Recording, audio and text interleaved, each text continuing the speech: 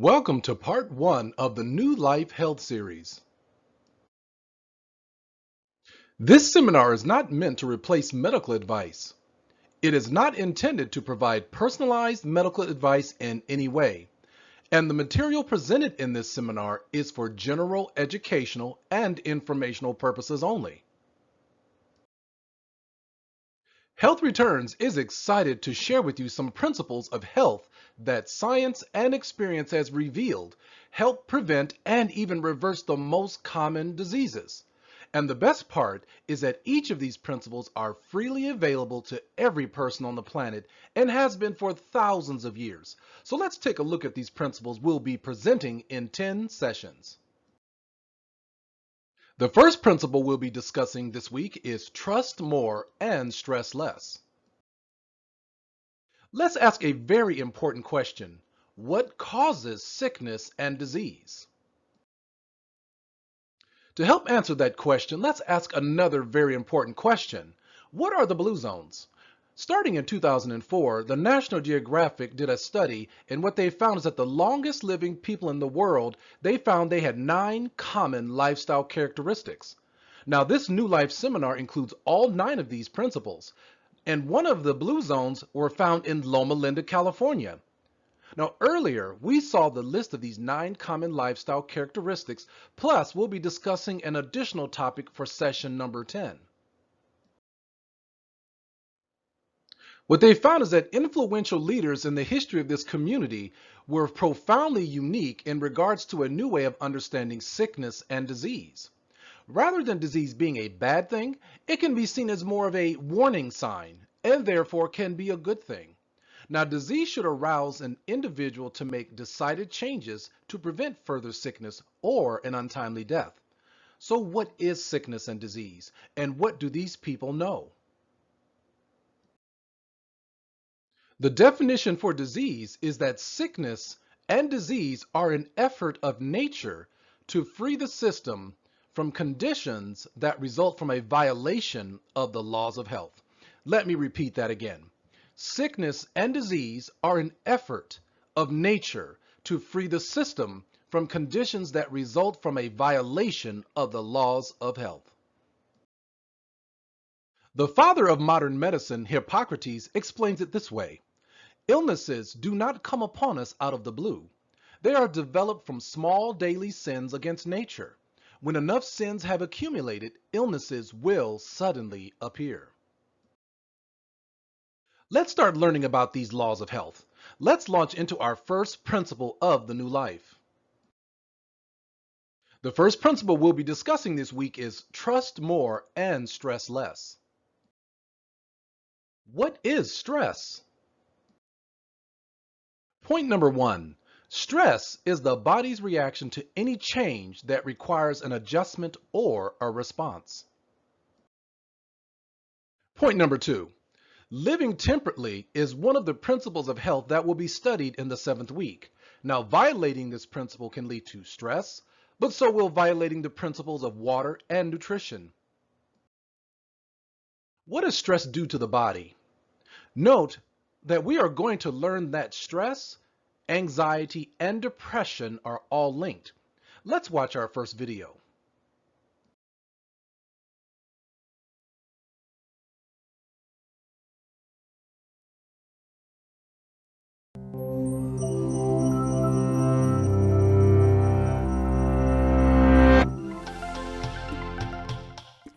Cramming for a test? Trying to get more done than you have time to do? Stress is a feeling we all experience when we are challenged or overwhelmed.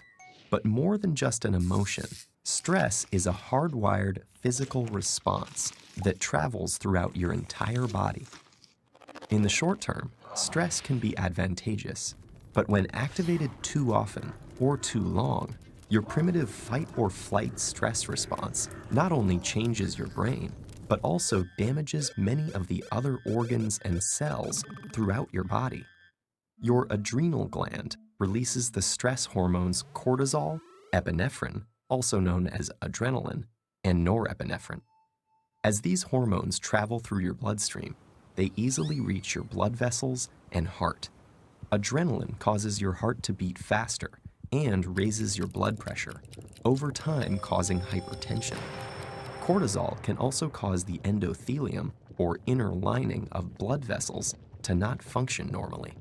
Scientists now know that this is an early step in triggering the process of atherosclerosis, or cholesterol plaque buildup in your arteries. Together, these changes increase your chances of a heart attack or stroke. When your brain senses stress, it activates your autonomic nervous system. Through this network of nerve connections, your big brain communicates stress to your enteric or intestinal nervous system. Besides causing butterflies in your stomach, this brain-gut connection can disturb the natural rhythmic contractions that move food through your gut, leading to irritable bowel syndrome, and can increase your gut's sensitivity to acid, making you more likely to feel heartburn. Via the gut's nervous system, stress can also change the composition and function of your gut bacteria, which may affect your digestive and overall health. Speaking of digestion, does chronic stress affect your waistline? Well, yes. Cortisol can increase your appetite. It tells your body to replenish your energy stores with energy-dense foods and carbs, causing you to crave comfort foods. High levels of cortisol can also cause you to put on those extra calories as visceral or deep belly fat. This type of fat doesn't just make it harder to button your pants. It is an organ that actively releases hormones and immune system chemicals called cytokines that can increase your risk of developing chronic diseases, such as heart disease and insulin resistance. Meanwhile, stress hormones affect immune cells in a variety of ways. Initially, they help prepare to fight invaders and heal after injury, but chronic stress can dampen the function of some immune cells, make you more susceptible to infections, and slow the rate you heal. Want to live a long life? You may have to curb your chronic stress. That's because it has even been associated with shortened telomeres, the shoelace tip ends of chromosomes that measure a cell's age.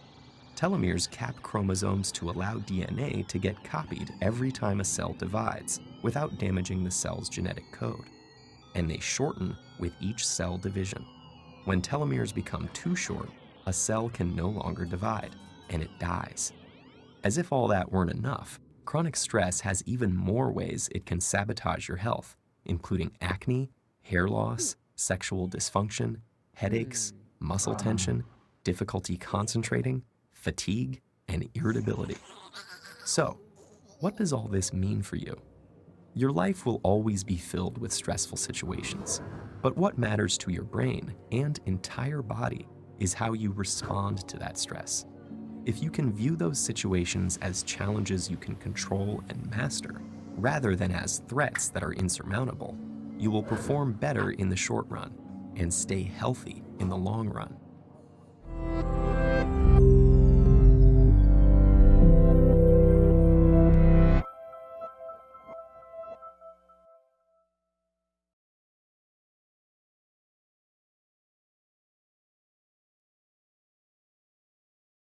Trust who?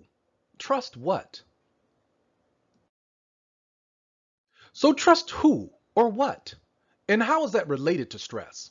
The answer is really quite simple. Don't trust yourself and your own ideas about what constitutes health. Trust in timeless and proven principles that science and experience reveals clearly lead to better health and longevity. By living and trusting in established principles, we'll learn to stress less. There are many fads and unproven principles around. Being confused and buffeted by these is very stressful.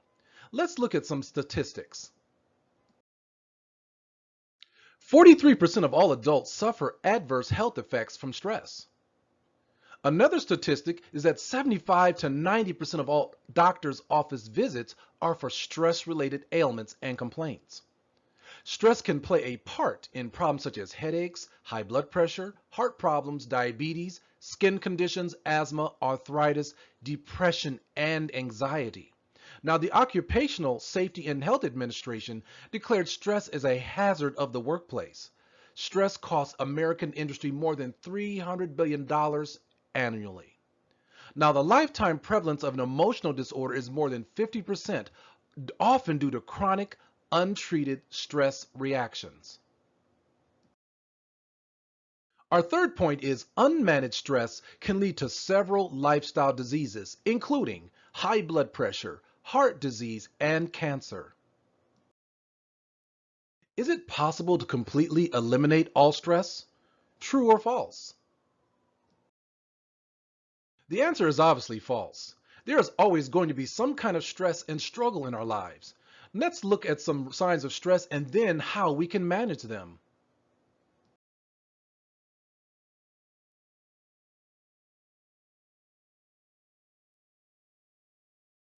In this morning's Health Watch, secret signs of stress. We all know about dry mouth and sweaty palms, but there are hidden signals your body sends out as well. And our Dr. Jennifer Ashton is here to help us decode them. Good Stress, morning, Harry. not good, right? It can be, and that's really one of the big myths, is that stress is a normal physiologic response in our body and our brain to a stimulation, okay? And people have heard of the fight or flight response in the sure. body. That's usually with a threat, but any stress, whether it's a physical or emotional or psychological one, can produce a response, and for some people that might be a positive or beneficial thing. It's not always negative. All right, let's talk about some of the different secret signs that you may not recognize, including cravings. Yeah, cravings. Well, you know what? Desserts is stressed reversed. So think about that one. Stressed is desserts backwards. I like it. Okay, listen, people know when they crave comfort foods, and there's an unclear, probably complicated, intricate mechanism that goes on in the brain. Probably has to do with some carbohydrates and serotonin, which is a feel-good neurochemical. Yeah. But listen, you want to keep it under control. It's a neurophysiological response. Exactly, Harry. Yeah, A little chocolate, a little ice cream might make you feel better. A lot, not a good thing. Not such a good, and over the long term, skin problems. I think we get that, right? This is huge. You know, the skin is the largest organ in the body. So when you have a skin problem, especially if it's severe or chronic, it comes and goes, or it's really affecting a large part of the body, you want to look at an overall diffuse body process instead of, you know, looking at that one pimple and thinking just of your face. Right. We know that when you're stressed, your body can trigger the release of certain hormones. Right. They, in turn, can cause both inflammation and increase in oil buildup in your skin. And you want to realize that it's your body telling you, I'm stressed. Time to chill. You get sores in your mouth sometimes? Yeah, listen, this could be anything from psoriasis, eczema, acne, cold sores. Again, you want to really listen to your body. This is your body saying, this is an overall process, and I'm showing it to you in my largest organ. Stress. I really believe this to be true, that stress exacerbates allergic reactions. It is true. And again, not really clear why. There is some thinking that a certain protein involved in the allergic response can be triggered when your body is stressed. If you know you suffer from allergies and you find them particularly worse at a stressful time, you want to deal with the stress, not just the allergic Here's reaction. your big surprise, though. Weekend headaches. You're stressed all week, and then on the weekend? Right. And people see this after big exams. They'll get a migraine after the event, after the test. So again, you want to, if you know that you're subject or prone to migraines or those kind of headaches, you want to take a little bit of extra TLC after the fact so that you can try to prevent it. And then we have one here that says hair loss is a sign of stress. What do you think about that, Harry? You never seem stressed to me. No, never, ever. Deep down inside. Dr. Jennifer Ashton, thank you so much. You bet. A lot happens early on The Early Show, weekday mornings on CBS.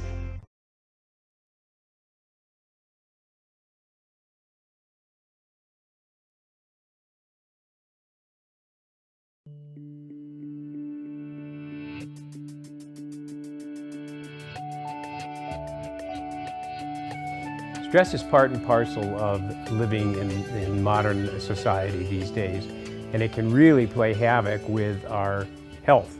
Because when you're under stress, all roads lead to the refrigerator. When you're under stress, you light up cigarettes. When you're under stress, you don't exercise. And so we need to figure out what to do about stress. There are 3 things that I would suggest to you that will help you manage stress. The first is exercise, exercise, exercise. When you exercise on a daily basis, your brain produces endorphins that make you feel like you are more in control. And a lot of us are stressed because we think our lives are out of control. This really helps. Number 2, have a sense of perspective. It's not the event that causes stress, it's the way we look at the event that causes stress. And so if you look at it positively, then you are able to help manage your stress more successfully. And number 3, understand what your fundamental goals and values are and ask the question, am I living in concert with these goals and values? There's a simple and easy little test that we can take to see where you are with your goals and values. It's called the epitaph test, and it goes like this. If you were to die today based on the way you're living today, what goes on the stone? I did this in a seminar and I had this male voice from the back of the room say, this isn't going so well. And I said, what's the problem? And he said, if I died today, we'd have to put on the tombstone, here lies the best widget salesman in the 11 western states. And I said, well, what would you prefer? He said, well, I'd much rather have been known as a wonderful husband and a terrific father, but I'm traveling all the time and I never get to see my family. It was a considerable source of stress for him. I saw him a year later. How you doing, I asked. He said, I'm the best widget salesman in 4 western states. He said, I've cut down my territory. I'm still very productive. But he said, now I coach my children's baseball team. I'm home enough to be a full partner to my wife. He said, if I died today, husband and father goes on the stone. So stress is part and parcel of living in modern society, but we don't have to accept it. We can learn how to manage that stress effectively with exercise, with perspective, and with paying attention to goals and values.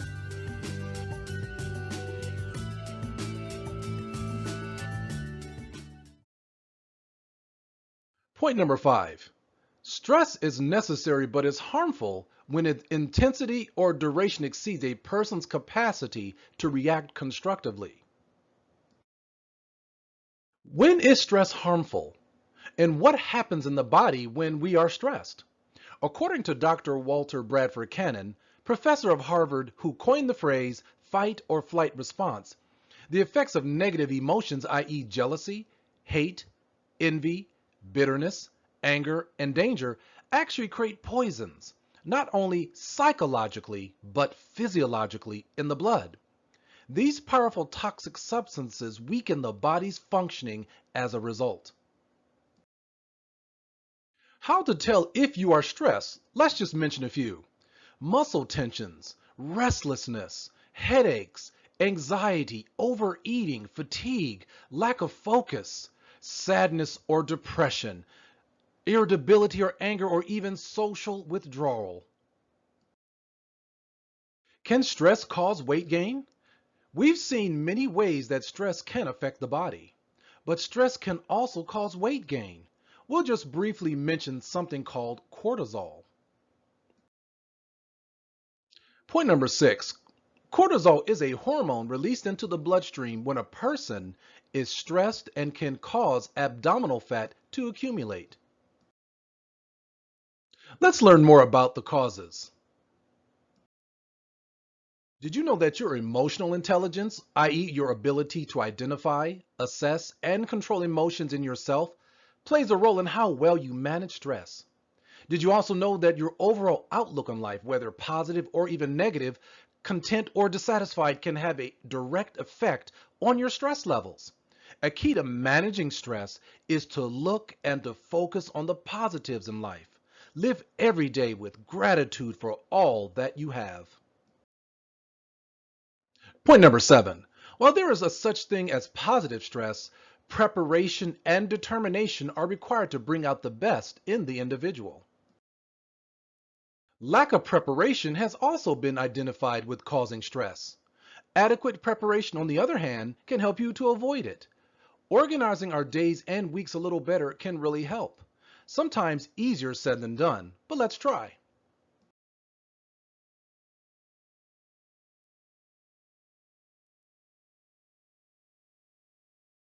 The holiday season can be a stressful time, but be careful. Studies show stress makes you age faster right down to your cells. Here with us to discuss stress and its effects on physical aging is Thea Singer, author of the book Stress Less. Thanks so much for joining us, Thea. Thank you so much for having me here. So tell us how stress is related to physical aging. Okay. We've heard forever that stress can make us sick. It can contribute to cardiovascular disease, to dampened immune system, but new science is showing us that it can actually physically age us all the way down to our cells. I'm going to use my little shoelace prop here to explain that. In our cells, we have a nucleus. In the nucleus are our chromosomes. They're like two worms crossed at the middle. On our chromosomes lies our DNA, our genetic material, the very substance of our being. At the ends of our chromosomes are these little caps, just like the caps on the end of this shoelace. They're called telomeres. Just like these plastic tips on the shoelace keep the shoelace from fraying, the telomeres on the ends of our chromosomes keep our DNA safe. Now, every time a cell divides, the telomere gets a little bit shorter, and this is why scientists look at length of telomeres as a marker of biological aging. Now does stress also make the telomeres shorter? Well, this is where the really exciting revolutionary research came in. Alyssa Epel at UCSF, she's a health psychologist, and Nobel Prize winner Elizabeth Blackburn did a study. They looked at these moms who were caregivers of chronically ill children, and which is an incredibly stressful situation to be under. They gave them a test. It's called the Perceived Stress Test, which is in my book, to see how they perceived their situations regarding stress. And what they found was the moms who perceived themselves as being under the most stress had telomeres that were shorter by the equivalent of 10 years than those who perceive themselves as being under the least stress. That is fascinating. But what I want to point out and talk about next is that you talk about perceived stress. So does that mean that all stress is relative? What that means is that there's really no such thing as objective stress. Think about it. Right. You know, you probably get less stressed out in front of this camera than I get stressed out. It all has to do with perceptions. Right. And while we can't change our circumstances, what we can change is the way we see the world. We can alter our perceptions. Well, let me just throw something out hypothetically. I would imagine that being in a life or death situation is an objectively stressful situation. Well, here's the thing about being in a life or death situation. That's called acute stress. That's actually a good kind of stress. Because what happens when you're in that life or death situation? You need to flee. Right. Okay, or you need to fight. And so your stress hormones rev up, your cardiovascular system, your heart beats, your brain gets more acute, you see better. So that's a good kind of stress. That lasts for just a short period of time. But again, you have to remember. It revs up your system. It revs up your gets you ready system. to go. That's good. You're Juliet waiting in the wings. You're going to go on and see Romeo. Adrenaline pumping. Absolutely. As Bruce McEwen, who's a stress guru, and he's at the Rockefeller University, told me, without stress, we'd be dead. Right. We don't want to get rid of stress. What's bad is when it's chronic or when it's repeated. So do we have some control then over our stress levels, how we perceive our stress? Are there exercises that we can do to eliminate some of the stress? Absolutely. There are many things that we can do to essentially stress-proof our brains. Exercise, for instance, is a huge one. And this doesn't just mean when you're feeling stressed to go jump on that treadmill. If you are on that treadmill beforehand and for a certain period of time, aerobic exercise that CDC recommends 150 minutes a week, you're actually stress-proofing your brain. You're making it hardier. So when you perceive a stressful situation, it doesn't seem to be as much of a threat. Instead, it can seem to be a challenge. There are other things that we can do. Social support is a huge way to reduce stress, and it actually changes your brain as well. What about what we eat? Does that have an effect? What we eat does have an effect. Now, there aren't a lot of absolute foods out there that reduce stress, although a study that was done at Penn State University shows that pistachio nuts in moderation can actually reduce our blood vessels response to stressors. And I'm guessing sleep is a big one. Sleep is a huge one. Sleep deprivation is used as a torture technique because not getting enough sleep is so stressful. So bottom line, since we're running out of time, have a few pistachio nuts, get a lot of sleep, meet with your girlfriends once a week, chat it out, and exercise. Meditate a little or go for a mindful walk. Slow down how you're eating. It's not just what you eat, it's how you eat that can make a huge difference in what happens with your stress hormones. Thank you so much. That was fascinating stuff. And for more information on stress and aging, check out Stress Less by Thea Singer.